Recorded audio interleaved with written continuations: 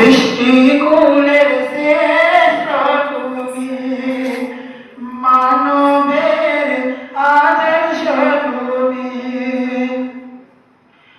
তুমি যে ধারে সহজ সরল পথ শিখিয়াছ আমাদের হাজার হিকমত। অন্ধকারে আলোক তুমি, দিন ইসলামের বিপ্লবী। অন্ধকারে